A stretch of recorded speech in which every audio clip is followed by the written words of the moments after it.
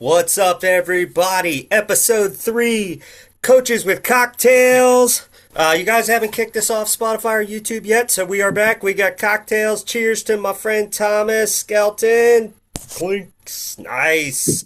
I am Coach Tim Dels, CB Multisport, like I said. Coach Thomas Skelton, the Merge Multisport.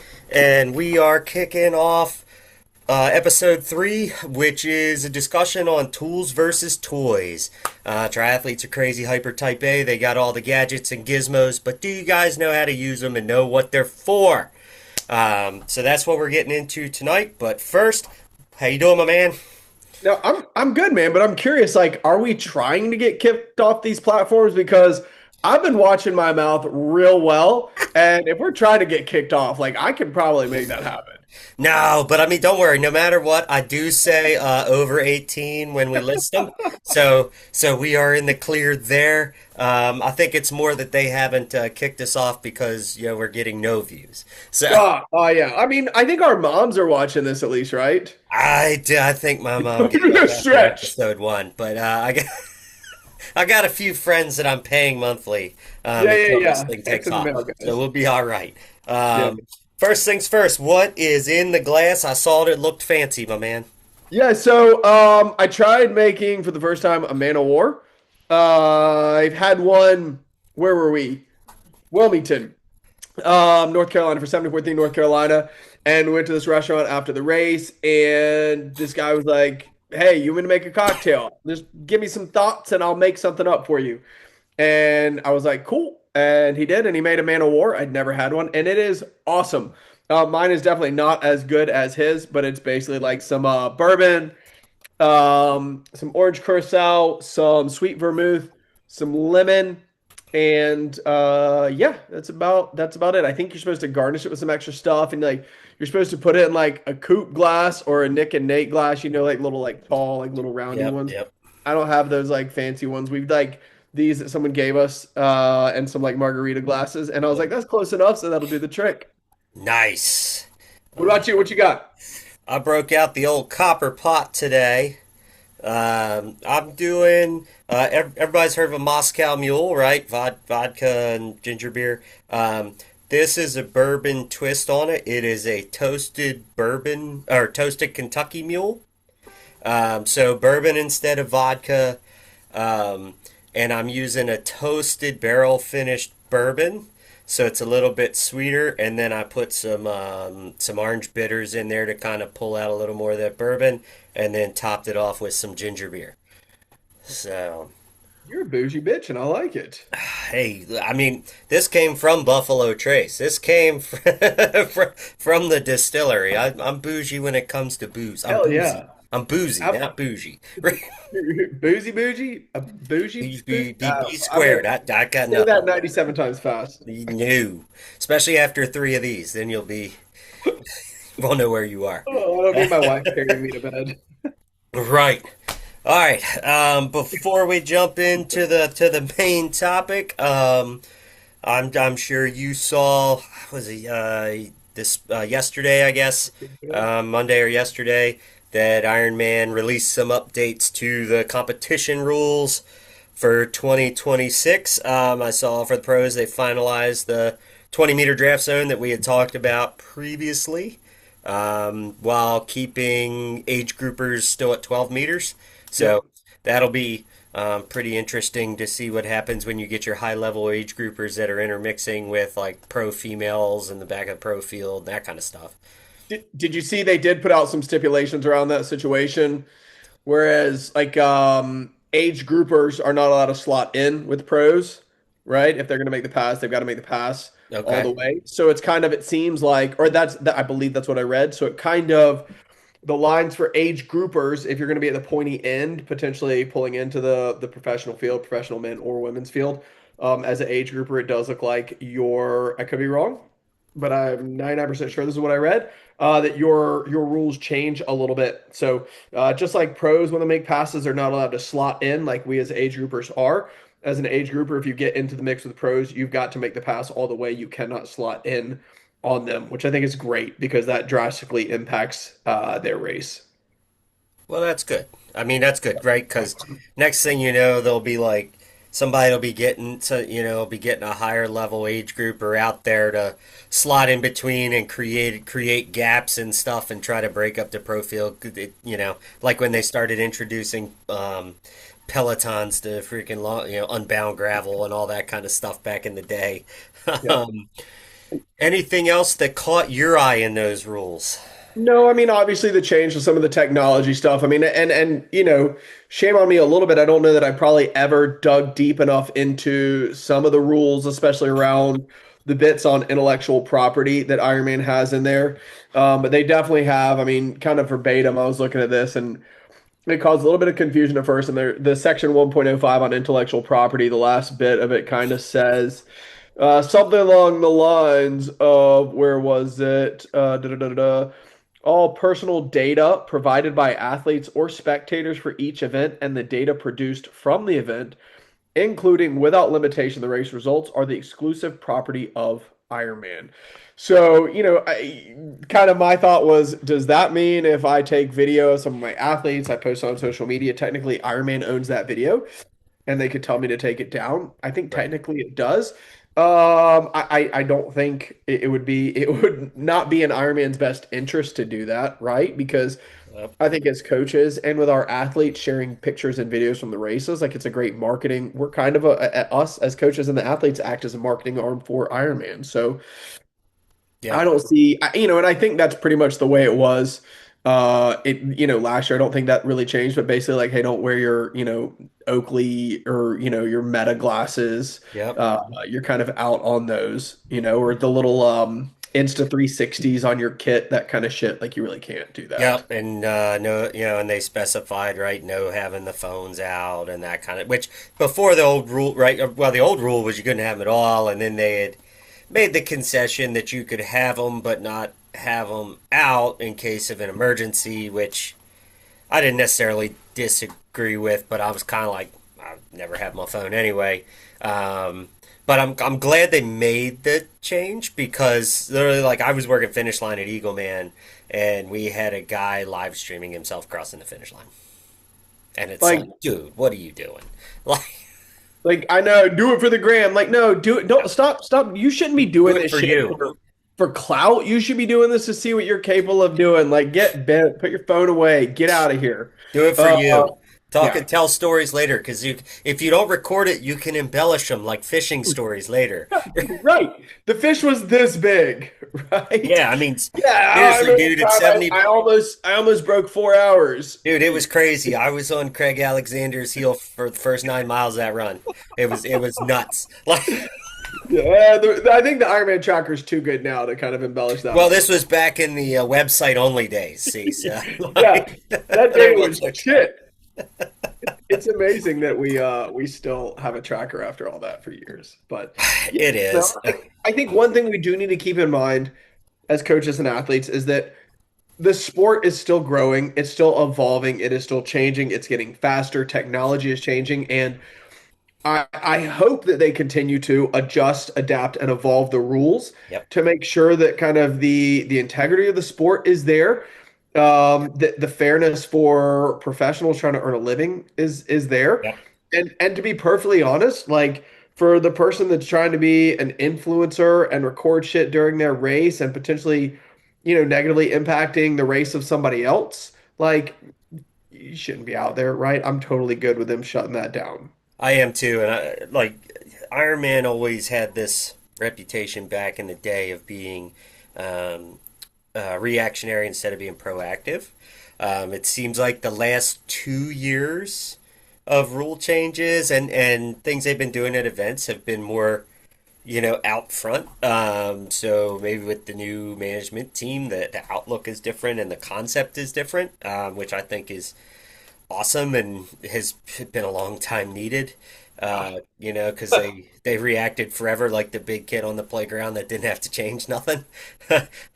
So it's great to see. And I've also noticed like a lot of marathon companies and race organizations have been doing the same thing, like cracking down with, like you were talking about the influencer type people, and instead of letting it slide because it was one or two people, and now it's 100 people, and it's changing the atmosphere of the events, and it shouldn't, but You know, you got, like you said, you got to evolve because time's Yep. going to change whether we do or not. So trying to find that balance.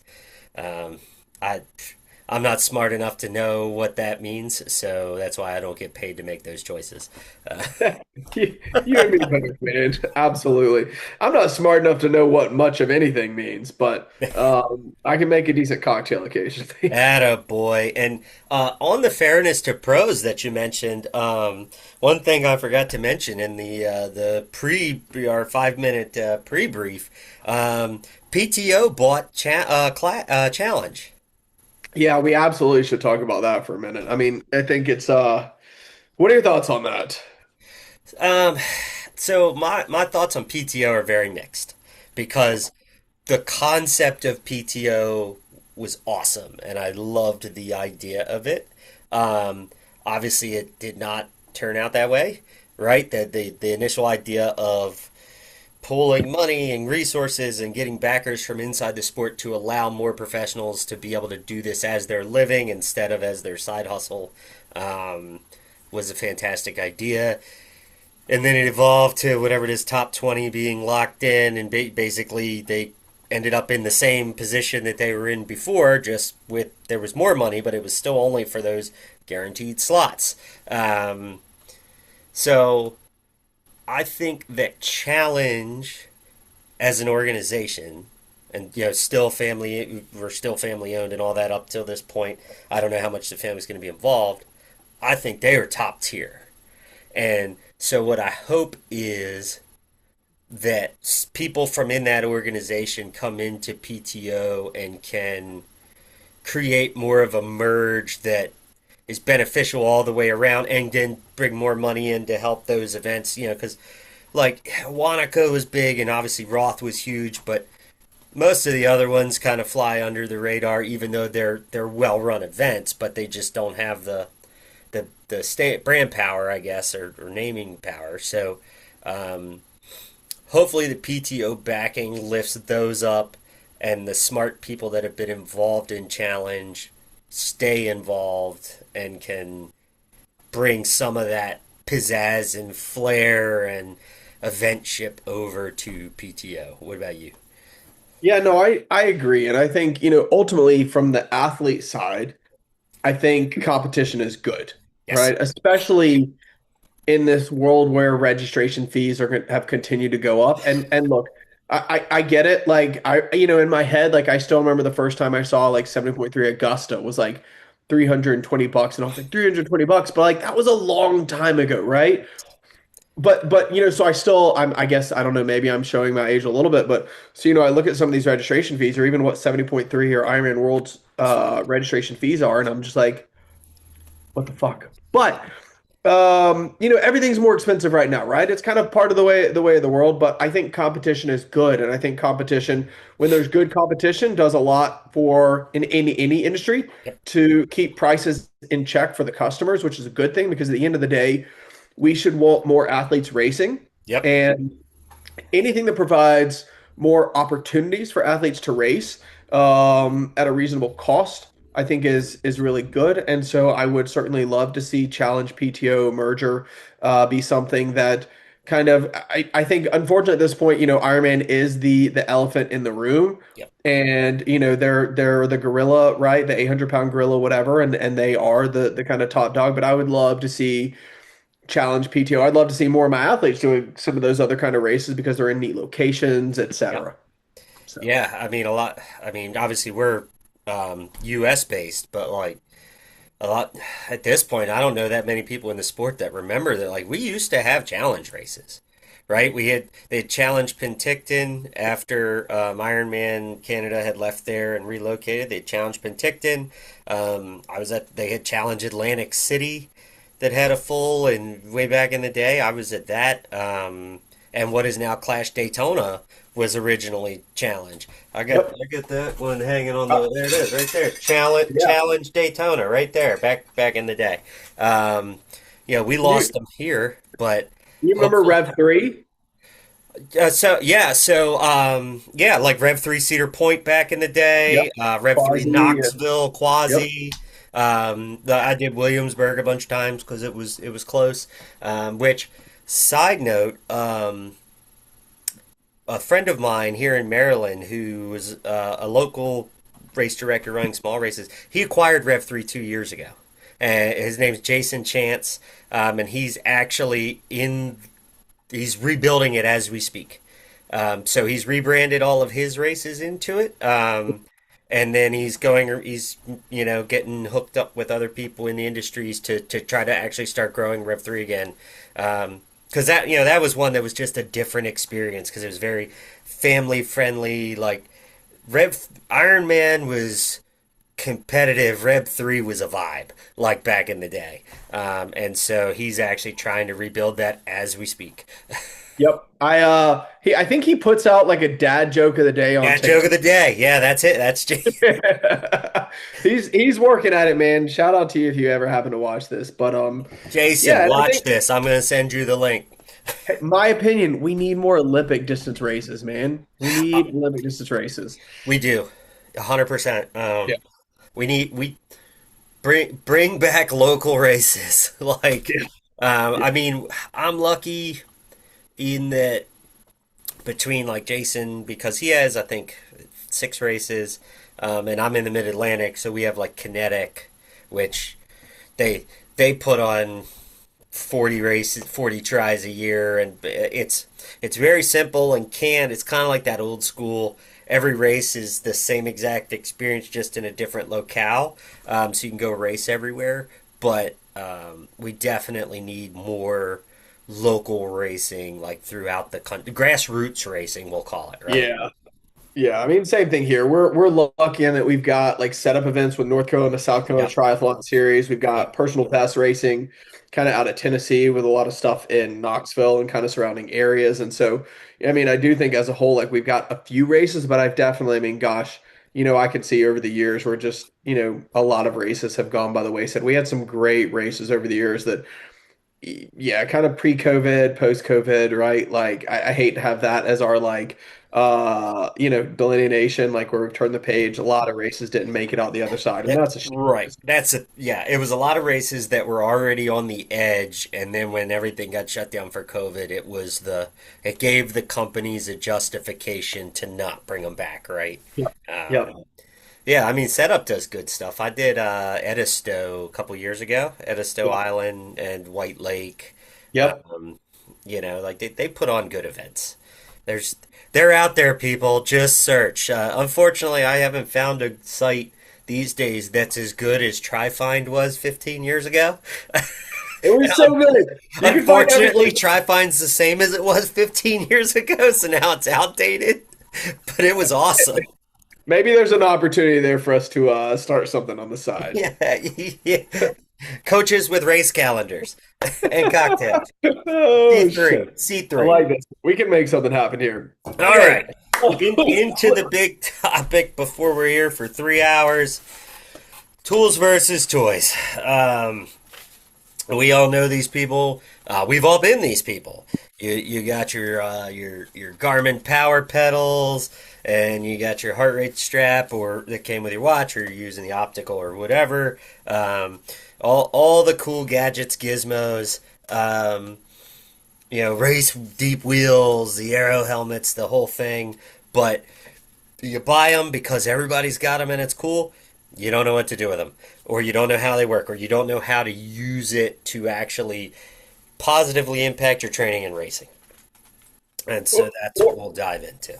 Or it's a tool that probably is not worth it for you at your level of development. Oh, 100%. That is Not to call 100%. anybody out or say No, something slow or whatever, but like there's some points where it's like, hey, that's just not worth the investment right now. that is well, right. And so we can dig into that a little bit too as this is actually a talk I've given a bunch of times on like tech gear talks, and it's bang for the buck upgrades, right? Like you can spend $3,000 on a set of wheels, but a $350 helmet's gonna that fits you right and you've had a good fit is gonna net you the same gain at 12% of the cost. So it's like the wheels look cool and flashy, but dude, if you're, I was a budget racer. I started racing on a used bike and used everything and a donated wetsuit. And so it was like, we're working my way down the pecking order because it was what I could afford. Um, and maybe instead of those 3,000 hour wheels, you can buy three or four things that are going to give you a better overall gain and serve you well. Which that could be a whole nother topic, but we'll add a little bit of that in as we go. Yeah, I like it. I like it. Cool. All right, so how do you want to do this? You want to organize this by kind of swim, bike, run lifestyle, dollars and cents? What do you kick us Yeah, off? You tell us where we're starting. I think I like the idea of just like, kind of talked a little bit about like doing like swim, bike, run, life. I think is good. And just try and take a couple minutes on each kind of each bit. I'm sure we're gonna miss some things. So, gang, if anybody's watching this and you've got, oh, why didn't they talk about this? We've only got so much time, and we only have so much like computing capacity between our ears, between the two of us. So, if you got something you want us to talk about, let us know. We're happy to talk about it. We're happy to talk too much. Yeah, yes, that is true. You just sit around us, sit by us at a table in a bar or restaurant, and man, just hit the record button, and you're gonna get more than you bargained for. That's for sure. Or don't hit the record button. You might not. I might not want that going public. No, I'm kidding. I'm kidding. Yeah, I'm kidding. Let's talk swim, All right? right. And maybe I know we've got the conventional swim toys, but I think let's maybe lead it off with like we were talking a little bit pre-chat, and I've got a lot of experience on them. Let's chat form goggles. We're talking about those. Yeah, That's a hot one. I'm Yeah, down. It's a hot topic. Like I said, I yeah. actually got into a discussion this morning in like a beginner try Facebook group about it because somebody had posed a question about looking for ways to improve their sighting, and somebody responded. I got the form goggles, and they have the buoy detection, and it gives you a line to follow, and which led into a long drawn out thing. Too much probably. Yeah, I've had way less experience with form than you. I tried use the Gen 1 6 years ago, whatever it was, 5 6 years, 7 years ago maybe now because it was Yeah. pre-COVID. Um, and I didn't get much out of them because they didn't fit me well. So you have way more personal experience using them, so I'll let you lead the way, and I'll just. So I've used foam goggles in the pool for probably 5 years now, and I do not use them in the open water. We can kind of get to that in a minute. But I think at the end of the day, as a coach, if I'm ever standing on the deck, whether it's for a clinic, an individual lesson, or whatever, my biggest pet peeve is seeing an athlete come to the wall and beep, trying to hit the watch, beep, trying to hit the watch, trying to go. Or I know now some of our watches have these like auto modes where you start swimming, you get there, it stops. They're not great, right? They still end up messing up capturing data. And as triathletes, we love getting good data. If you're doing kick sets, drill sets, right? If you're doing one arm swimming and it's just that right arm's going and you wear your watch on your left arm, it's not going to get the data. So the thing I love about form goggles, it gets data good or well, it captures it well. I don't have to do much of anything during my swim to actually record it, get laps, etc. I just start it, I go swim, I stop, I upload it. And it keeps track. It does take a little bit of getting used to. For me, at the end of the day, I think it's a bit of kit for pool training that is worth the investment because you get, I think, a better quality swim consistently because you're not constantly dicking around with this. Now, I will say, if you don't spend the money on it, I would rather have my athletes not record their swim on the watch and just give me good pace and feedback in their notes. Because this, at the end of the day, constantly messing around with this every single wall is just not worth it. So that's my thought. I love it. If I've got a big set like 20 by 100, 10 by 200, on a set interval, being able to watch, manage, I'm going to lose count. I'm ADD as all get out, right? I'm going to be like, was that 15, 16, or 12? I don't know, right? And while you know the rule, if you forget where you are, You you have to go. restart. You assume you're at the lowest, that you That's can right. like lock in. So that 20 may end up being 26 or 28 because I'm an idiot. So I think the ease of capturing data. I don't use the premium. I don't use them in the open water. I think as we talked about before, and I'll shut up in just a second.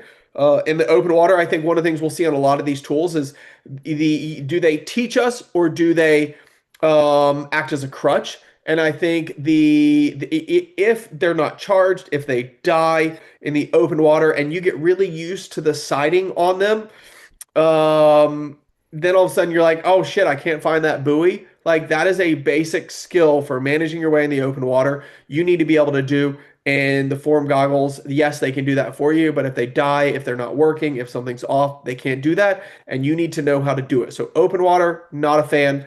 In the pool, absolutely.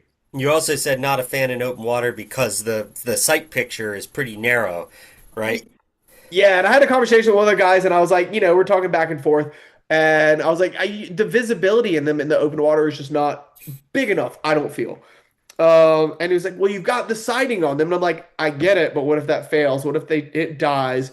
What if goggles get knocked off in the water, and someone's like, I have to have that. They don't have that. They start freaking out.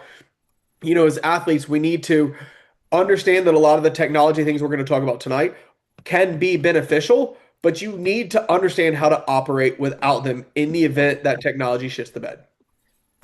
Yes, Yeah. 100%.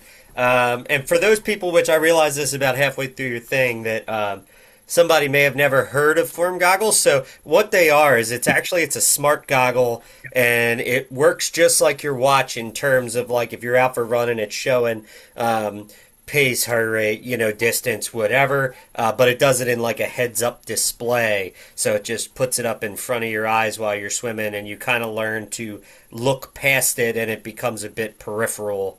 Kind of like anything where you have a near and far right sight, and so you adjust accordingly. You mentioned you don't use the subscription because they push that pretty hard, the monthly/yearly. If I recall, and correct me if I'm wrong, I think largely nowadays that's the biggest benefit you get out of that is training programs if you're not already using something, I think, right? You get programs, you get additional data. There's some data that the goggles capture you don't get unless you have a premium membership to them. Okay. Which I feel like when you buy the goggles, you get, I don't know if it's 1 month or 12 months. Right. Are you sure? I thought it used to be 12. It's one? Or that's what the say. Okay. Yeah, it's at least 1 month premium, so you kind of get to see that. It gives you a lot of good features in terms of, like head back to center. What's your head position in the water? Is it really high looking up? Are you really looking down? So there's a lot of great feedback that you can get in terms of the way your head moves in the pool with the premium, but you have to kind of understand what it means, and they do try and quantify it a little bit for you. And for someone who maybe can't see, on deck, if they see that their, time back to neutral is really slow, right? They go and take a breath and they're like back Yeah. in the water. So it gives there are some bits right there that can be really good feedback for somebody that doesn't necessarily have on deck feedback. Or it could even be like one of those things where it's like you use it for a few months to fine tune some stuff and then bail out because it's a monthly or yearly, right? So it's not like an actual contract length. Yeah, I don't even remember what it is. It's changed. We used to have a team partnership with them where we had like a discount code, Yeah. and then they changed to the subscription option that wasn't, there, and then they started some different things, and I kind of got frustrated with that because I'm not a big fan of subscriptions. That's a different story. I don't want to make this too I long. don't disagree. I remember But, when my Microsoft Office yeah, cost me $100 and not, $9 a month forever. yeah, yeah. But So I think things are changing. I think as an athlete, it's a quality product because I don't have to mess around with this thing nonstop at every single wall, verify the data. I think, for being able to keep track of where you are in your swim, I think it's really good. I love them in the pool, and I do not like swimming in the pool without them. Open water, I'll take I'm a big fan of some Rudy Project or some Synergy. Sorry, so the Synergy like open water goggles. I can't think of what the specific model is called, but I want bigger visibility in the open water than the form provides. fair enough. I'm old school on my open water goggles. I still use the Tier Spec Ops 2, which I think came out in like 2010. And I don't know what number they're up to now, but I guess it was so good that they still make the 2. It's like you can get the 2 and the 4 or whatever. They never ran it out, and so I'm like I'm good with that. I think those came out before we started talking about the potential that dinosaurs had feathers. That is probably true. And you know what? If the dinosaurs had had some spec ops, they could have dove and outlasted the They would have comet seen too. it coming. They would have seen Right. it coming. Okay. They would have been Okay. all right. Too much on goggles. Sorry, sorry, sorry. Okay, other pool toys, right? So I think the traditional pool toys that we talk about a lot are buoy, paddle, snorkel, fins, ankle strap. Yeah. Anything I'm missing? Maybe a kickboard. Yeah, and kickboard. Yep. No, I mean that's and for those people that don't have an ankle strap, an old bike tube, man, cut that up, tie a knot in it, works just as well, and will rip plenty of leg hair out if you're one of those people who's not a shaver like me. You get a nice round band there from that. Thank Um, you. so um, fins. Obviously we don't got to touch on all of them, but fins, right? Two types of fins: long fins, short fins.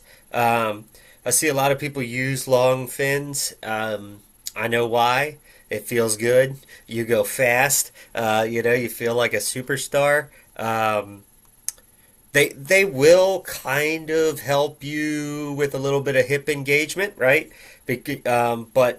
But it creates this big long kick, right? That's not really conducive to what we do. But they feel so much better than short fins because those little zoomers suck, dude. You feel like you're not going anywhere. I pretty much only use the long fins now if I have like really tight ankles, if I'm doing like a lot of running volume or something, because it'll help to kind of loosen them up. Um, but God, I don't think Zoomers have changed since I got into racing at all. Um, Nope. they're still the same miserable thing that makes you feel like you're kicking backwards and uh, Yeah, um, I love some short fins. I mean, I don't love them, but I think they're good. I think, the long fins for a lot of people they want to use them and they kind of provide a bit of a cheater mode for them, right? Versus using them strategically. yep, Uh, my thoughts are I think as triathletes as a whole with those pool toys, I like my athletes to have all of them. yep, But I think it's important that the athletes recognize that they're using a lot of those tools to help improve their stroke or build strength or to yes, work on certain aspects of things, yep, not to make the paces faster for Strava so that they feel good about yes, their swimming, yep. right? 100%. Yep. Yeah. Which means don't use your pull buoy all the time. I know, I know you're trying to simulate, oh, it's simulating swimming in a wetsuit and all that kind of stuff. It's creating weak core muscles. Yep. It is preventing you from learning to engage from the hips, which is something that most people don't do, right? When you say get long, people think getting long is just reaching further and not that it's coming from the hips, right? And it's the actual rotation of the hips to get long. And so it's great for recovery. It's great for, like you said, if you're doing a pull set with paddles, or you're doing something that's focused on the front end. It takes out the balance aspect and having it allows you to change timing without then having to struggle with the fact that your kick won't match and that kind of stuff. But put it away sometimes and learn to kick. Now, I will say if someone's not going to get their ass in the pool and swimming in the buoy is the only way I can get them in the pool, fine, I'll take it. Right. It, But at the end of the day, we really don't want that buoy to be a crutch. Right. no. I think we see that probably a lot. I think we're probably also guilty of it at times too. Oh, Uh, 100%. and this is outside of like easy recovery swims. Like if it's a recovery swim, you're tired, cool, I'm good with it. But one thing I think also on that line that's important if you're using paddles, if it's a paddle that has the two straps around the finger and one around the wrist, Yep. Get rid of like this one. Get rid get of rid that of this one. one. We do not Just need this just one. and the finger one, preferably just above this knuckle. Don't take it all the way down because if you strap it in, it will not move if your form is out of whack. If you're Yeah, on like that what finger only and you're entering weird, you'll twist that paddle and you'll know there's a problem. let's imagine this is my paddle, right? If Yep. I'm swimming and I'm getting a good catch, my hand is keeping pressure on that water, Yep. but if I drop my elbow, right, now water can start catching that paddle and pulling it And off of my it'll hand. And that's twist off. great. Yeah, it's great feedback. Great feedback. So I have a pair. They're old. I know they still make them. It's Finis made a form paddle, and it's shaped like a triangle, and then it has yep.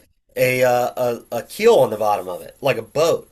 and there's only one loop, and then it's got a cut in the back to Like, allow you to tip the wrist, yep. and it's like it doesn't make you faster at all. There's no real, lat upper back muscular development point to it at all. It is all about hand position and engaging water and pulling through. Otherwise, you'll lose it. And so it's like on days that you're tired, or I haven't been in the water in far too long or anything like that. Like I'll break them out because it just forces you to get right. Yeah. Or you're not gonna get done, and that's a good thing. Absolutely. Absolutely. Those are good ones for sure. Cool. I can't think of much of anything else. One thing I was thinking about with the swim is those like the sensor of the bands, I think EO that goes around to give a lot of that feedback. Yep. I mean, I think for the most part, for most of our athletes, if I can get some video, decent quality video, we can see a lot of good stuff. I Yep. think that's a device for the most part. If you decide you want to get that and look at it, the average triathlete, it's probably just going to be excess noise. Yep. That's Cool. right. Cool. I Cool. 100% agree. I'm interested in them, but I think for a whole, it's excess noise. Yeah, So I mean, hey, if they wanted to send us a couple pairs so that we could fill around with them, like I'd be down for that. But yeah, I tell people it's not excess noise. No, sponsored this podcast sponsored by no, no, no, no, no. no, You're not no, influencing. If you want to send us some, nobody owns us. my wife owns me.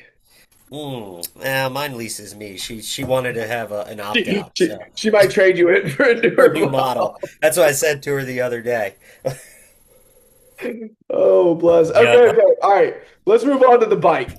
God, we can go down so many rabbit holes on the bike. All right. So I wrote a little list here, Yep. but I kind of tried to condense it. Um, Power meters, obviously.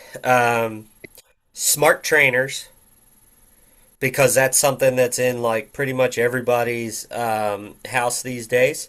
And then I did aero helmets, wheel sets. I tried to keep like kind of the big four. I wrote Yep. heart rate monitors down. It doesn't really fall into cycling. It's kind of more broad. But I was like, what are the four big ones? Because like you said, we could go, and maybe we could even say road bike versus tri bike. Because that's one of those ones that fits into what you were talking about earlier in terms of like cost, expenditure versus gain kind of thing. Yep. Where do you want to start?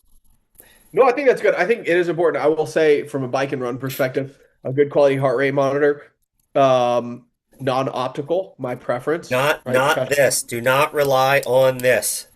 Get My one preference. that I'm not gonna. get one that sends data to this, not this data. Yeah, absolutely. So I think a good quality heart rate monitor is an absolute must, regardless. Yep. Whether we do stuff by heart rate or not is a different story, but I think getting that feedback is really important. It So yep. I, 100%. I think I think you and so one thing I will mention also from a bike perspective, because we're talking technology, we're not talking about, a bike fit is not something we're having a conversation on. My opinion, a bike fit is probably one of the most important Number one. things. Number Yeah, one. and so Best thing you can spend your money on. yeah, it would be a miss for us to not mention that. If Yes. you can't are not sitting on your bike well, Yep. you run the risk of getting injured. You're not going to produce power well. You're not going to be comfortable for a long time to be able to ride long enough. So, bike fit, absolutely. If it fit like shit on your bike, I'm Yep. gonna say something. You can't be Um, fast if you're not comfortable. Yep, absolutely. So my preference, top one outside of a heart rate monitor would for an athlete would be power. I think being able to quantify the output. So, I look at power like pace running, right? We can see paces when we're running, Yep. and power we can see. And I think power gives us feedback metabolically on what your body is doing. Yep. And that is so good. I have thoughts on power meters I like, power meters I don't like personally. Yep. If I had my pick, crankbase would always be the best, right? Like a Quark or Power 2 Max. Not a big Dude, fan you of are rotor. old school. I am old school. Hey, dude, Not a I fan had of a power tap wired wheel. shit. That's going back. That is going back. I think it was We don't need to have nine. that. We don't need to have that hub.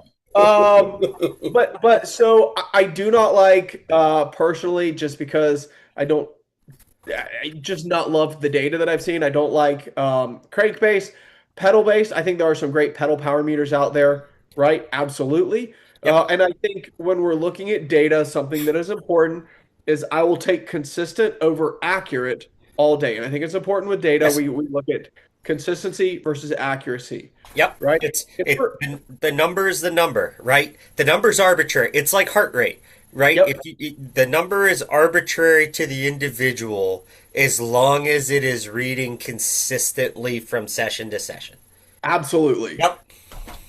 No consistency, and it's a worthless bit of kit. Yep, it If is. it, It is useless. yep. So one thing I've always said about pet, or not always, but is because since I really dug into all this, however long ago, I tell people that power is the perfect metric in a bubble, in a vacuum. It is perfect because a watt is a watt every time. It doesn't matter if it's hot, if it's cold, if it's windy, if you're tired, if you had caffeine so your heart rate's elevated. Like nothing influences a watt. It is still a watt. No matter, it is still the force applied by you to the strain gauges in the meter, whatever that is. Yep. That doesn't make it the perfect tool because it doesn't know if you're tired or if you slept bad or what your outside stresses are or if you're dehydrated, right? So like it is the perfect metric but not the perfect tool. It is a light switch, right? It is black and white. Yep.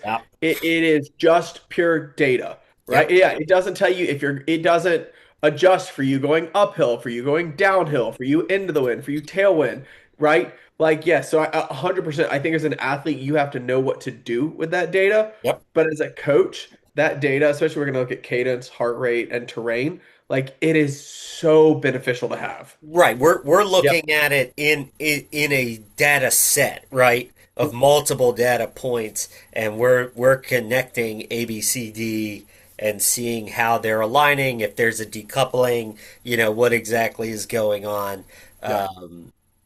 But most people it either they get a higher end build and it comes on the bike, right? And they don't really know what to do with it, but they can tell you what their wattage was for the ride, or they have a smart trainer, which smart trainers all have built-in power meters anyway, and maybe they use it for their training plan that they pulled off at Training Peaks, but they have no idea if their zones and stuff are actually right.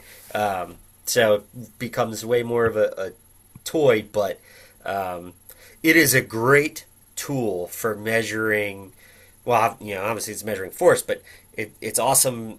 Like you said, is relative to pace, measuring growth, right? Absolutely. Or telling us, hey, maybe we have this person on like a 3 week build, 1 week rest, and just over 2 weeks in, we're seeing like they're starting to drop off, and we don't always know the whole picture as coaches. And man, maybe they're grinding 60 hours at work and there's all this other stuff, and we see this big separation happening. It prompts us to ask questions. Hey, what's going on? And maybe now this rest week needs to move up. Um, Yep. so it can be an awesome tool in your toolbox. You just need to understand how to apply it. Yep. And I will say maybe hot take, maybe not hot take. If somebody had, $500 to $1,000 to spend and they were trying to decide between a power meter and a smart trainer, as a coach, I'd rather have them have a power meter and a dumb trainer I would as too, because opposed then they can to take it outside. exactly, Yep. absolutely. So if you're listening to this and you're thinking, I've got some money to burn, maybe, tax refund Go season's buy coming. some pedals or something, man. Yeah, go get a power meter out. Go get some pedals like the Asioma Favero duos. Oh, Are the great duos are, pedals. dude, for whatever they are, 650 or something. Like they're You a can't beat the price, killer. They're killer, man. and you can Yes. swap them from bike to bike to bike. Yep. And they don't nowadays. The days are long gone of special torque specs when you're attaching them and all that kind of The stuff. old Garmin Vectors. Oh, dude. Oh, So bad. with the module that had to plug into the back. And I think it had to be at 25 Newton meters, But or yeah, because they numbers sent it with a claw foot thing to Yep. attach to a torque wrench. We're old, man. That was like, and we're like, that was a big deal when those came out, Dude, and we it were was like, a let's huge go. deal. They looked so Ugh. stupid with that pod that had to hang 90 degrees off of them. Yep. I actually Yep. still have mine. The pod died a long time ago. They're actually on my trainer bike because they were like a nice wide look platform. Yep. And so I was like, they're on there Let's now. go. Keep them. They Keep just them, live man. there. Absolutely. Absolutely. But So, yes, I 100% agree. If you're between the two because they're about the same price point, get the power meter that you can take outside because you get a lot of people that we train on the smart trainer and we're yep. building their workouts in power, right, so that they can do their Training Peaks integration into Zwift or Training Peaks virtual if you haven't jumped on the bandwagon yet, right? And then it gets to be spring and we go outside and now that power, like there's no way to see how it translates and we have to change things over to only heart rate versus using them congruently and all that kind of stuff. So 100% agree. Yep. Yep. Absolutely. So, yeah, I think that's solid. So, other bits of kit we were talking about on the bike, wheels, helmet, race Yep. wheels, helmet. What else were we talking about? Yeah, wheels, helmet, and then I had said smart trainers, but we kind of Yep. just Yep. dove into that. Smart trainer, are you pro erg mode or no erg mode? Ugh. Both. It depends. Depends I on the think session. yeah, I think it depends on the workout. I think so. Like today, I had like kind of a pretty classic like 4 by 12 minute over under ride where it was 30 seconds over, 2.5 minutes under 12 for 12 minutes, so four Yep, times through. Some yep, recovery and then three more times. yep, I do think it's nice on a session like that because I can, plus especially playing around with lactate. Maybe that's something we should talk about. We can talk a little about lactate at the end if we have time. yep, Um, I think it's really nice because if there's a lot of variability in the session, I think it can help manage that variability.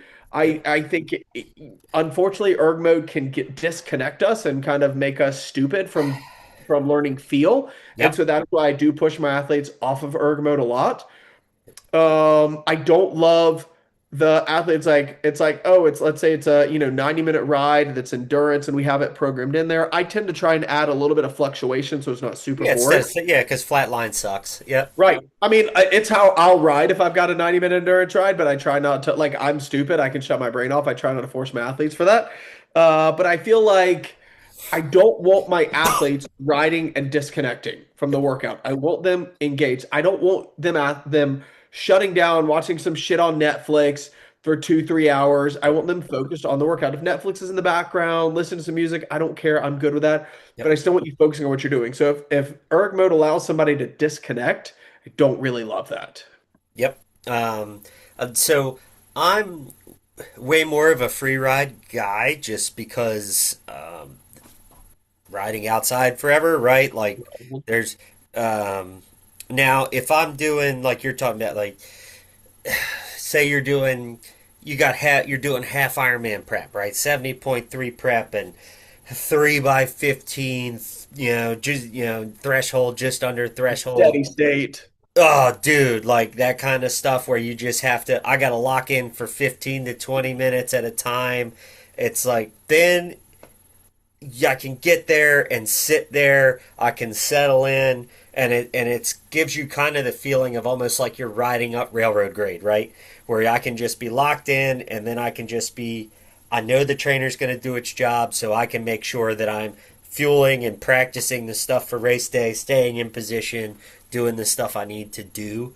Um, but for like you're talking like endurance aerobic rides, stuff like that, I'd much rather just go out and free ride it like as if I'm riding outside because that's going to be way more engaging to me, like you're talking about, right? Where, oh, dude, I'm rolling into a hill and I got to make sure that I'm not surpassing that 10 to 15% power surge for an uphill and making sure that my heart rate's not climbing. And so I don't really like the screen, so it keeps me paying attention because otherwise I'll just be like, I don't care and, listen to this. And like I tell people if they go, well, I don't have a smart trainer, I go, well, that's not going to do the work for you on race day. which is another piece where free riding can help. Is like it. I don't want to say it's easy, but people are more successful executing pacing when the trainer's locked in for them. Yep. Because you don't really have a Absolutely. choice. Otherwise, you end up in the death spiral that you can't Cheat get out code. of. Right, Yeah, right. absolutely. It Yeah, forces it. it's great for training adaptation for that very Yep. reason, right? And growth for that reason. But it's like, but on race day, the road's not going to get stiffer so that you can go faster, right? Like Nope. Nope. you have to be able to put the work in. So I'm like, so don't sweat it. You're just doing race prep is all you're doing. Like you're doing Yeah. the mental prep. I will say for me, I do feel fortunate because kind of right now on the weekends we're in Clemson, South Carolina to be closer to my grandfather. Yep. During the week we're in Greenville, and you know I've got my tri bike set up on like one of the Feedback Sports Omnium trainers, so Yeah, it's like the little the skinny warm up trainer that you take to your TTs. Yeah. you got it. Now they have one that has progressive resistance and one that does not. So I've Yep. got the one that has the progressive resistance. So like I can execute, it folds up, it collapses. It's actually a great It portable fits in a little trainer. bag, right? Doesn't it fit in like a little It's bag? Yeah. it's like 14, 15 pounds. Like you can put it in a checked bag. It's fantastic. So I do feel nice. It's like when I'm home in Greenville, I can do bike workouts on my smart trainer. Yep. And when I'm in Clemson on the weekends, I can do them on the rollers. Yep. And it's more so it's a little bit of both. So it does keep that familiarization with shifting gears, finding the right cadence, managing the intensity, because I think that's a skill that athletes lose. Because if we put someone on erg mode and it's like, let's say it's 200 watts, right? You can ride 200 watts at 50 RPM, you can ride at 100 Right. RPM and anywhere in between, but it doesn't, and you can just change your cadence and fluctuate. Yep. Whereas on a dumb trainer without erg mode or a smart You trainer got to without erg shift mode on, gears, baby. you got to shift gears. You got to lock, especially if it's like, let's say I give an athlete, let's say their threshold's 200 watts and it's, 6 by 10 minutes at 200 watts, right? They've got to shift gears, get the cadence, get the gearing correct to find and be able to lock in and actually execute that workout just like they would on the road. And Yeah. that's an important skill to have. And I worry that at times, even looking back, I don't know that my athletes have gotten better over time because they've got a smart trainer or not. It also like because you're talking about that being a skill. Um, just thinking about it from the standpoint of, say you're doing a flat Ironman, right? Like a Maryland, Makazi, right? Like a pretty like California, right? Where you're going to be locked in one position at one intensity, right? Plus minus a little bit for hours. Riding that at say one cadence is gonna be killer, right? The hip flexors, your lower back, you're gonna be cooked, and so learning to be able to downshift a gear or two, right, and spin it up a little bit while maintaining, or upshift and go, oh man, I've been riding at 85, and so I can upshift for the next 5 minutes, ride at 80, which will feel totally different and it'll feel like a break, Yep. right? Learning how to do that just to keep yourself fresh and feeling good. Um, I feel like that's something that actually really nobody ever talks about, but is like hugely important. Yeah, giving some different muscle fibers a stimulus and rest in some others. So Yep. hey, so real quick, I think helmet, race wheels, I think outside of a power meter on the bike, I think those are probably the next best investment, a good helmet and good race wheels. Yep. Sorry, I'm looking at the time and I want to make sure we don't lose people You got it. because we love this and can talk a lot. Disc wheel always as a whole, unless the If you course got doesn't the money to allow it. burn. If you got Yep. the money to burn, yep. Front wheel, deeper front wheel is always going to be problematic in wind. So if you're a lighter rider, I think too deep on the front gets Or less problematic. confident of a bike handler. Absolutely. Yeah, then something like a 303, 404, that kind of depth is great if Yep. you're not comfortable handling 80 to 100 mil. Yep. So like you said, But lighter rider or someone that doesn't have good bike handling skills. Because I ride a 100 deep front and a disc rear. And I mean, I've had races where you're just locked in, but I don't mind just dipping my shoulder into yep. it and riding. But I'm also not 120 pounds either. So that's that. But The front wheel is the one that gets you pushed around people, not the rear. not the rear. Even though Cozumel, Hawaii don't let you ride a disc, the front wheel's the problem. That's right. But helmet before wheels. Helmet before wheels. You'll get about the same performance gain at 10 to 20% of the cost, or 25% of the cost, basically. But if you're looking at a helmet, make sure you've been fit first, because having a helmet that fits your position is critical. Absolutely. For Yep. sure. For sure. Cool. Other things, I guess the two other things that I was thinking about for the bike, and I don't want to belabor them too much, Yep. like core sensor and Moxie sensor. Yep. I had a couple questions on those. I think they're good, but I think for the most part, for the average athlete, totally unnecessary. Yep. Yeah, kind of like the Let's H see. drops and all that kind of stuff. Yep. Like, Yep. the cool, cool tool. Not like you're not. Most people aren't looking for the 1% yet, Yep. right? Yep. Take the big bites before you get into the other stuff first. Absolutely. And I hope that's the biggest takeaway that people get from our um, alcohol fueled ramblings. Um, so, all Which right. okay, Let's get to the run. get to the run. Uh, All right. okay. What do So you got? we talked heart rate monitor already. Yep. We've talked so we talked a little bit about pace. I think, look, a good quality watch you cannot beat. Um, we need pace. Having pace, heart rate, and terrain, I think tells a lot. What are your thoughts on run? We haven't talked about this. I'm not a big fan of it, but what are your thoughts as a whole? This is interesting because I think Justin had posted something in the USAT coaches forum recently about Garmin doing a chat or something for us on run power with the Garmin watches. I've not had a lot of love or good stuff with the run power. What are your thoughts on run power? So, funny question. Stride, right, which they're kind of like the king right now. I was on Stride's development team 2011, 2012 when their first power meters came out that were chest heart rate monitors that were just solely algorithm based. I still have one new in the box. I'm gonna save it for like Antiques Roadshow one day. So I spent about 2.5 years running with power. It's a cool tool. And much like power on the bike, the greatest benefit that I see to it is when you're going uphill, you can use it to prevent you from overexerting, right? Because of heart rate lag, right? So you know that you're not overpowering uphill, or if you're going a slight downhill, it can remind you, hey, that there's more to be taken from there if you're trying to flatten the course. But my personal opinion right now, as a whole, for most athletes, is it really screws shit up for me on Training Peaks because of all the stupid algorithms that are estimating run power, and you have a default power thing set in Training Peaks, and it's screwing up all the stats.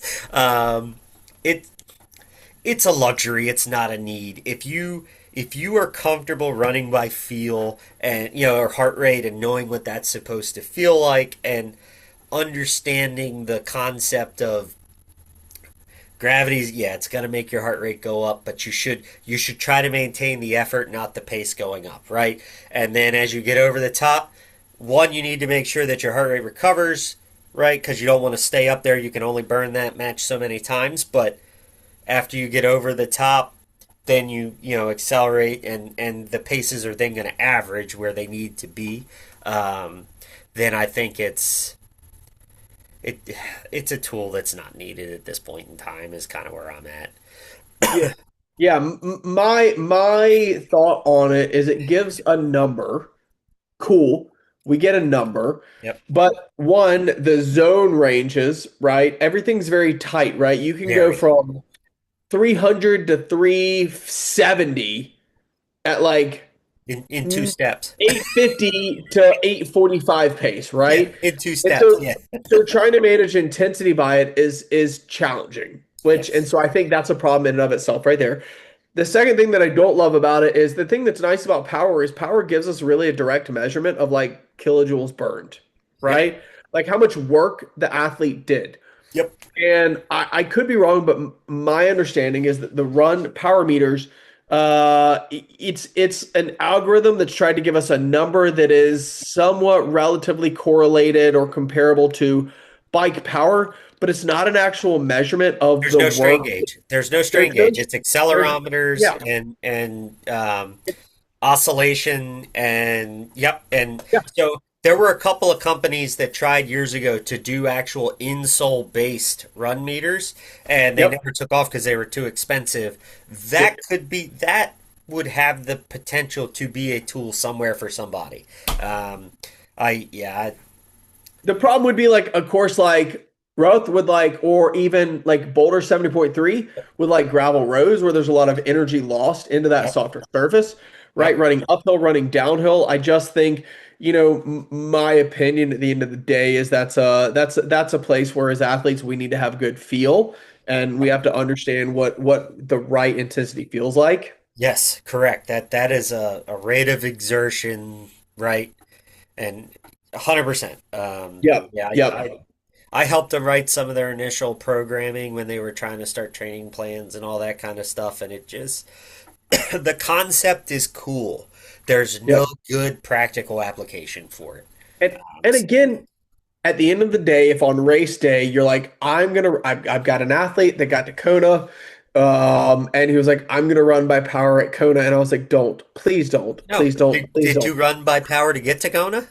Right, and they did, and they had a Had terrible not run, great right? day. Yeah, Because they had a number locked in their head that they needed to try and focus on. And it's like, no, you need to pay attention to the entire picture. that's right. The terrain, the temperature, everything, right? It's this just like on the bike. Power is power, but we need to apply that power situationally. Yeah, I And so, can't. Maybe my schedule calls for 280, but because it's 85 degrees and 90% humidity, that 280 should be 260, right? correct. Like or, or Yep, less, right? Like, yep, yep. So yeah. I'm Um, just, I don't know, maybe it's old school. I love some normalized graded pace, oh, right? dude, NGP's where it's at. It also Absolutely. always makes you feel good too when you. When you see one, you're like, I felt like I had a better run than this, and then you see Yeah, an like I NGP. was 805 average and for that long run, and no, it was 747 because it Yeah, was baby, let's you were go. digging. Yeah, Um, I think that's kind of that's my thought on run yep. power. All And right. trying to calculate off the watch, I'm not gonna do it. Um, so talk and run, Yep, plated shoes, yep, carbon or plastic plated, because there's different materials now, right? Because they're trying to do the tempo trainers that aren't as much as the super shoes and all that kind of stuff. yep. Um, have you run in them? Yeah, I mean, I race in carbons, Okay. absolutely. But you only Only race race in day. carbons. Only race day.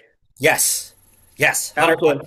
Agree. Oh, Well, sorry, caveat. or a race specific session building in because there is an adaptation period because the what a lot of people don't realize. I actually had an athlete who just experienced this this past weekend doing a 10 miler in carbon the Endorphin Pro Yep.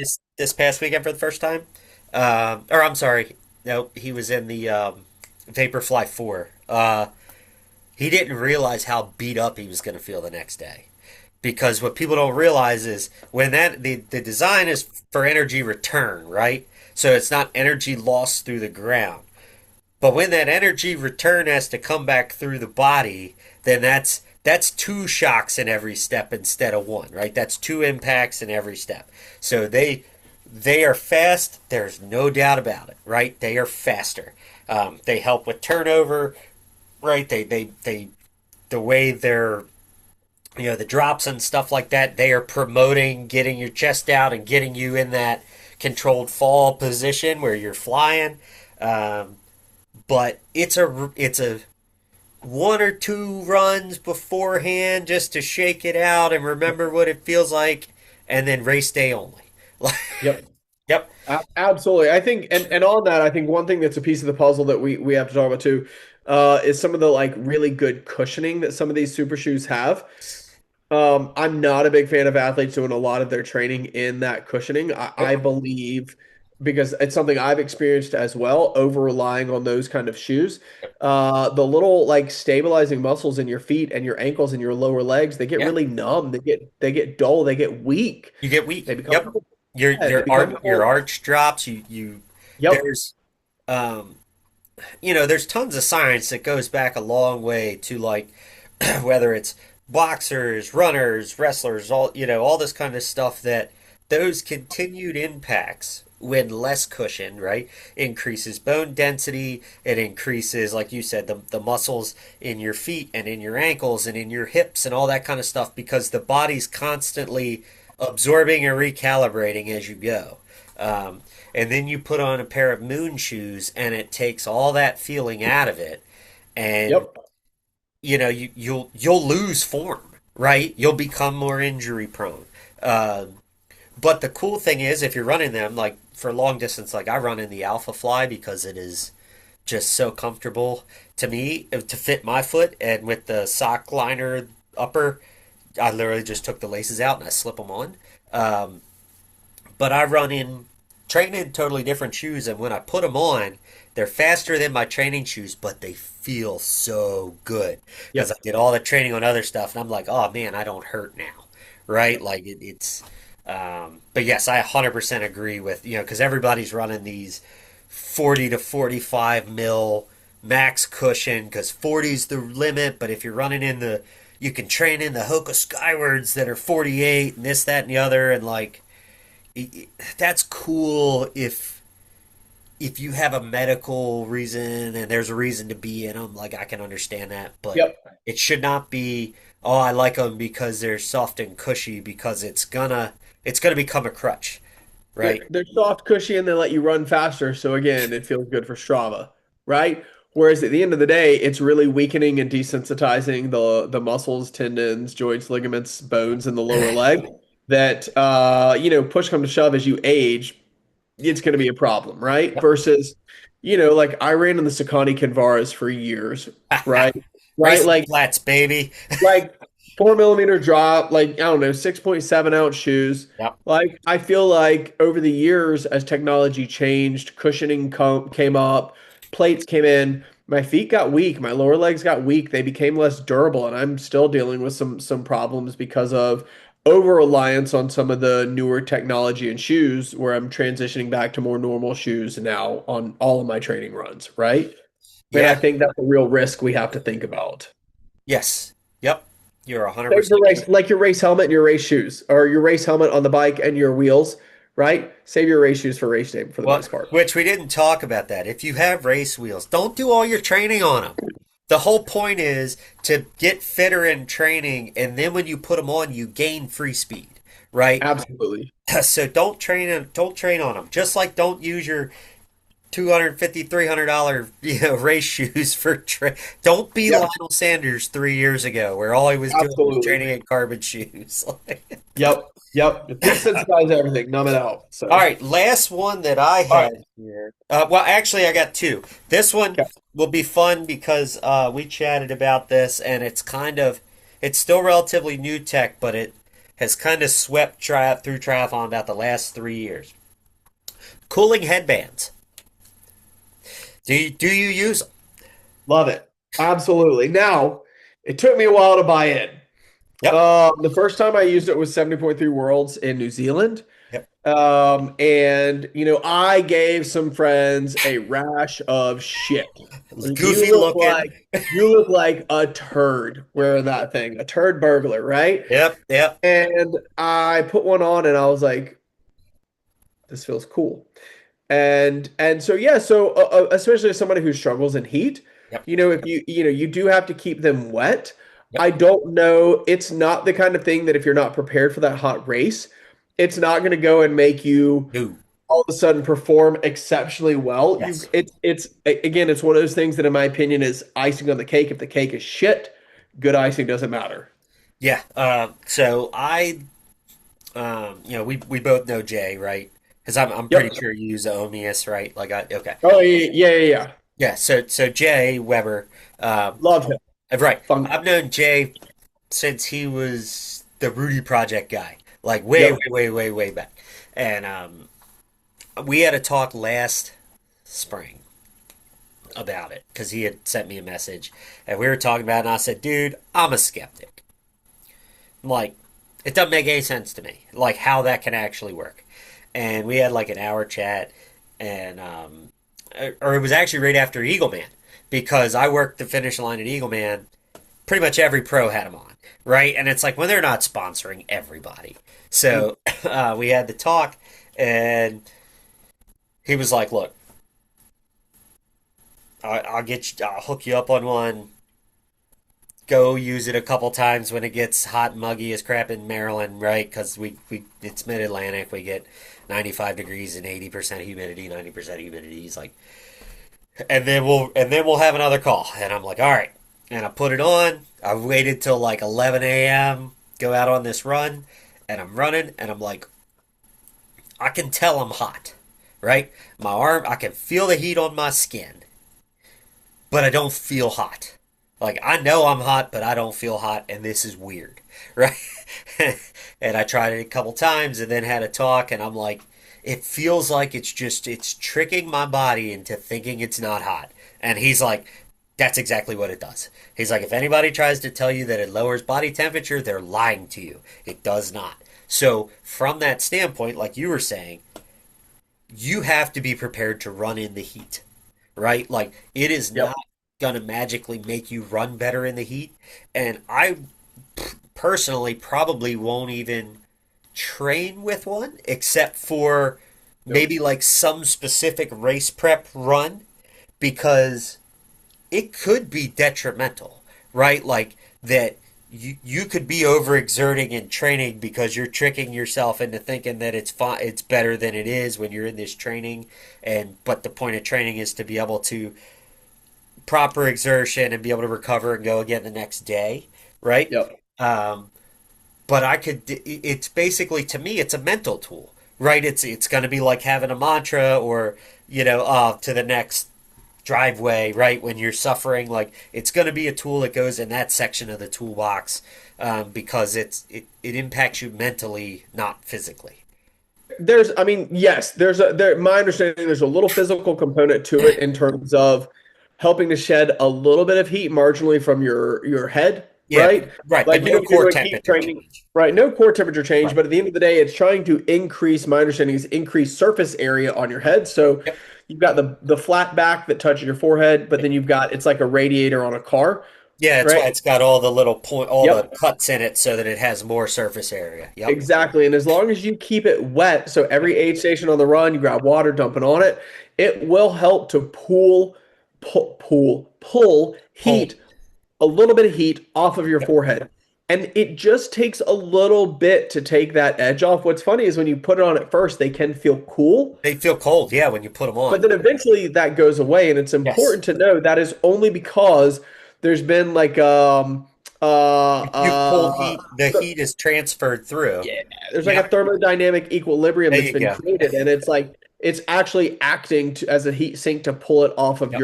your head. But you got to keep it wet, and it is something I'm a big fan of, and I will always race with it. Yeah, I was very impressed. Like, not impressed. I was surprised because Yep. I'm like, it was the most bizarre feeling because I'm like, I know that I'm hot, and Yep. yet my mind, like, I You're don't feel okay. hot. I don't feel like, oh, let me back down because I'm hot, right? Like, Yep. it was so bizarre. Yep. Absolutely. It's a good piece of kit. It's All right. worth it. Last one that I got, because I think we're going to run a little long for lifestyle, but unless you want to keep going, I don't care. But you're on dinner prep help, so this is your call. Your boy's hungry. All right. So this one doesn't fit a category, but is important. Okay. Data analysis software, Okay. whether it's Training Peaks, Strava, Garmin Connect, any of those kind of things. Obviously, we use them as coaches, um, but most people, right? Everybody has them, right? Because that's where your data gets pooled. Um, but most people don't use them for anything because they have no idea what they're looking Yep, absolutely. at. Yeah. They can be great tools. Um, you know what? We should do a class on We, that. so we usually have one of the team chats we do every year is usually like a Training Peaks metrics. Yep. And so we actually just did that maybe last week. We talked a little about some of the different metrics and Training Peaks because I do feel like as athletes, our job is not done when we finish a workout, right? Like our job is not done when we go put a post-workout comment in. As athletes, our job is done when we've actually gone and taken a minute to go and review the When you've workout. understood the workout. Did I nail it? Did Yep. I blow it? Did I kind of get it? Were there areas that I struggled? Were there areas where I thrived? We need to be looking at our data after the fact and seeing if we did a good job. My opinion, Strava is not the best place for that. Strava's a social media platform for your work for your exercising. Yep. Not a bad thing. It's just what it is. Yep. Yeah, you can look at segments and see things and compare over time, blah, blah, blah. But, my opinion, I think from a data analysis perspective, Training Peaks is pretty much all around the way to go. I agree. And talking, they were a lot like Iron Man was, where they were such a big guy on the playground, right? That they just kind of sat stationary for a Yep. decade. But the the updates and the team that's been involved for whatever the last 2 years or so, Yep. Yep. since the Indy Velo buyout and all that kind of stuff, like their development team is rolling Yep. now, and They're and doing they're good. listening, right? Like we're both in the coaches community thing, and it's like they want to hear what's going on and they want to know what's happening, which I think is great. Um, but And Tony V, if you happen to be listening to this, I doubt you ever will. I apologize for blowing up your email, but it's only because I love the platform and I wanted to be better. hey, They are really responsive. I will absolutely say I am hyper critical of Training Peaks and the updates they make and the way they do hey, because it's our an update business. that makes our life harder Yep, is no good. An update that doesn't do something beneficial for the athlete is no good. yep. But they listen and sometimes I'm quick to get frustrated and communicate it as such, but they listen, and I'm very appreciative of that from them. So it's great from a data analysis perspective, Yes. And especially when we start pulling in WKO, but that's a deeper topic too. next thing you know, we'll be a golden cheetah over here, and Well, I thought that was in Atlanta, just outside. No, I'm just kidding. oh Never yeah, mind. no, that yeah, that's Super Bowl weekend only. No, but yeah, and you mentioned understanding as athletes. One thing that's important, whether you have a coach or not, put comments in because as someone like you and I, we analyze workouts for a living, right? That's part of what we do for a living. I can look at all the data and I can see A, B, C, D, E, F, G, and I can make my own assumptions on I can tell you how the workout went. What I can't tell you is why it went that way or how you feel about it, right? Or because I might look at it and be like, man, Thomas's heart rate was way higher than I would have liked throughout this run, blah blah blah blah blah. And then I go look, he really didn't pull this off very well. And then I go look at the comments and oh hey man, I'm on a work trip and I'm down in Florida and it was 85 degrees and 5 to 8 beats is that's gonna happen when you get a big temperature swing like that. Or Yep. man, I worked really late last night and didn't sleep very well. My man's tired. Like your body doesn't know the difference between training stress and every other stress. It's all just stress, right? So like having comments, or maybe your heart rate was low and but it was like, ah man, I was just kind of beat today, so I just wanted to go out for a simple cruise and clear my head. Like, cool. That doesn't mean you didn't accomplish your session. It just means that I have to readjust my focus on what that session needed to be, right? Yep. So Absolutely. do your comments whether you got a coach or not because it'll help you understand your picture if you go back and look at it later. Especially after races, right? Like as athletes, whether you have a coach or not, being able to put comments in after races to be able to let you know how it went, how the feeling was, did you execute well, how did you feel going into it? I think those feel-based cues from a workout perspective are also, or post-workout comments are really beneficial because, for me as an athlete still, I look back at old training as like it's my training log, it's my notes, it's my I do a lot of lactate. We probably should kind of table some things for another discussion. But like I like to be able to look at and say, hey, here's some intervals I did last year, similar. Where was lactate when I did those? How does that compare to heart rate, lactate, power this year? And I think that can be, those notes are really beneficial long term. Well, and you're talking about putting down your notes post race, right? Like, how many people do you know that they're fit and they never execute, right? Or you see them out there and you're like, man, should be able to do better than that, or I think they could do better than that, or Yep. and if if you're not keeping notes, then you're never going to figure out the why, right? Like if you're writing down notes, then you'll be able to, coaching is a lot of is a lot of noticing patterns, right? You're picking up Yep. on patterns. And, no one workout makes or breaks anything, but we're looking at patterns. And so it's like, if you're putting those notes in, you'll start to see your patterns, man. Well, I had 2 bottles on the bike for the 70.3, and I got 4 miles into the run and was locking up, and da, da, da, and then you write it again, and it's like, maybe you should be drinking more, so, like, or Yep. something. Eventually they'll Absolutely. paint a picture that's glaring, and you'll be able to adjust. Hopefully. Or Hopefully, if not, maybe you can get a good coach who can help with that. hopefully, yeah. Or you can have somebody look at it for you and go, "This is what you should be doing, idiot." Like, Yeah, either definitely. way. Absolutely.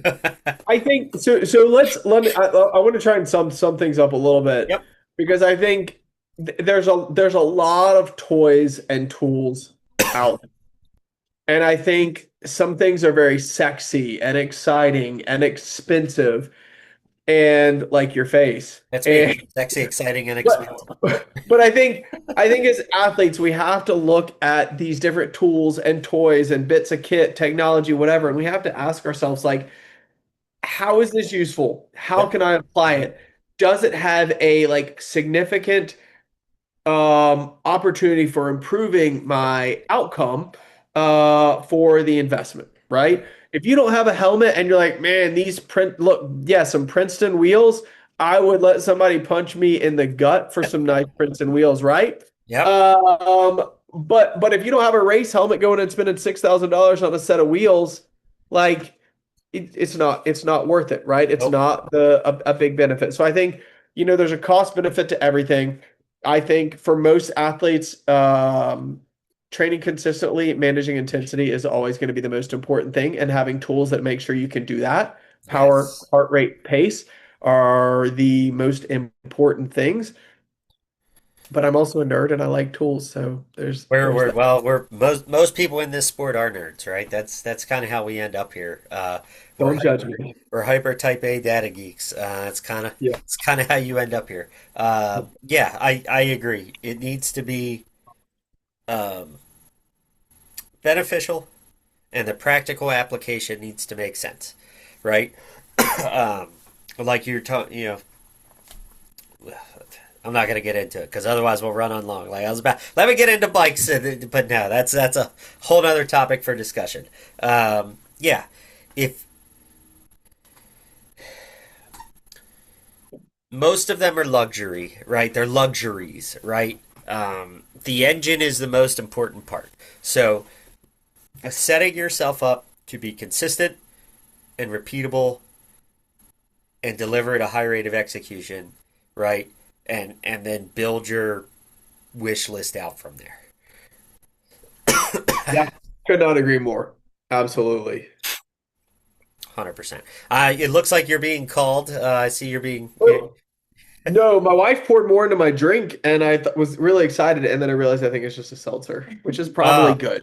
I was gonna Probably say, is she good. coming? Is she could? Because that's Too far that's away, a man. Too far away. that's a Long drive. long trip. That's right. Save that for another day. Oh man. Well, I think, gosh, it's so funny. Like I knew this was gonna be a long one because there's so much, and I also feel like we kind of just scratched the surface on some of Dude, this yeah, stuff. we left a lot on the table. Um, which is all good. I think we hit some of the heavy stuff. Um, but yeah, I think we hit some good stuff. I do. I agree. Like Thomas said earlier, if there's a piece of tech or gear or a kit as he's calling it because he's trying to be Euro over there, that we that Big we hit. that we Sounds didn't good. that we didn't talk about, put it in the comments. Send us a message. Let us know. And I mean, we have enough that we could do a whole nother one of these if people are interested in them. But or if there's a piece of tech or a tool that you use that made a big difference to you, let us know and tell us what your experience was because there's going to be other people that are going to see that and it may help them too. And always getting firsthand accounts from other people as opposed to just you and I are always going to be a good thing, right? Absolutely. Could not agree more. Yeah. All right.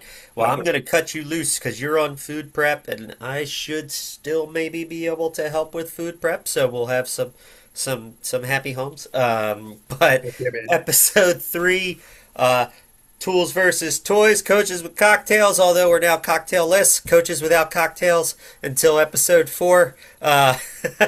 Thomas Skelton at Merge Multisport, Tim Del CB Multisport. Let us know your thoughts. Subscribe. We've been pound the like button, as the cool kids say. Whatever it is, I don't know.